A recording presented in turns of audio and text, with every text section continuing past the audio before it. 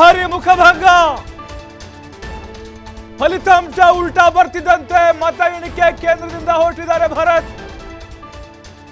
ಸಪ್ಪೆ ಮೋರೆ ಹಾಕೊಂಡು ಹೋಗಿದ್ದಾರೆ, ಸಣ್ಣ ಮುಖ ಮಾಡಿಕೊಂಡಿದ್ದಾರೆ, ಭಾವುಕರಾದ್ರು. ಭರತ್ ಬೊಮ್ಮಾಯಿ ಕಾರಿಗೆ ಅಡ್ಡಗಟ್ಟಿ ಘೋಷಣೆ ಕೂಗಿದ್ದಾರೆ ಕೈ ಕಾರ್ಯಕರ್ತರು. ನೋಡಿ, ಬಸವರಾಜ ಬೊಮ್ಮಾಯಿ ಅವರಿಗೆ ಭಾರಿ ಡ್ಯಾಮೇಜ್ ಇದು. 4 ಬಾರಿ ಗೆದ್ದಿದ್ರು ಅವರು. ಖಾದ್ರಿ ಅವರು ಸೋಲ್ತಾ ಬರ್ತಾ ಇದ್ರು. ಲಾಸ್ಟ್ ಟೈಮ್ ಪಠಾಣ್ ಕೂಡ ಸೋತಿದ್ರು. ಈ ಬಾರಿ ಬೊಮ್ಮಾಯಿ ಮಗನ ವಿರುದ್ಧ ಪಠಾಣ್ ಗೆದ್ದು ಬಿಗಿದ್ದಾರೆ.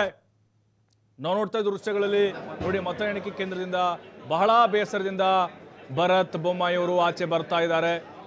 ಏಕಾಂಗಿಯಾಗಿ ಬರ್ತಾ ಇದ್ದಾರೆ. ಗೊತ್ತಾಯ್ತು ಅವ್ರಿಗೆ, ಮುನ್ಸೂಚನೆ ಸಿಗ್ತಾ ಹೋಯ್ತು.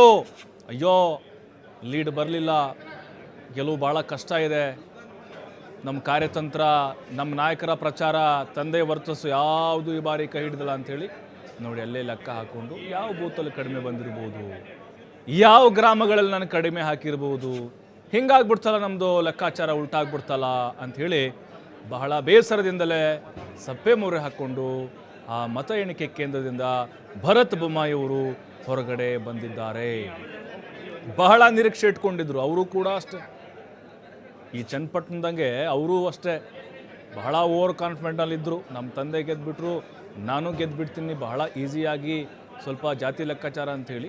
ನೋಡಿ, ಅಲ್ಲಿ ಕಾರಿಗೆ ಕಾಂಗ್ರೆಸ್ನ ಕಾರ್ಯಕರ್ತರು ಅಡ್ಡ ಹಾಕಿದ್ರು. ಅವರು ಬಹಳ ಹುರುಪಿನಲ್ಲಿದ್ದಾರೆ ಕಾಂಗ್ರೆಸ್ ಕಾರ್ಯಕರ್ತರಿಗೆ. ನೋಡಿ, ಅವರು ತಮ್ಮ ಜೋಶನ್ನು ತೋರಿಸ್ತಾ ಇದ್ರು. ಒಂದು ರೀತಿ ಮುಜುಗರ ಆಯಿತು ಆ ಸಂದರ್ಭದಲ್ಲಿ ಭರತ್ ಬೊಮ್ಮಾಯಿಗೆ.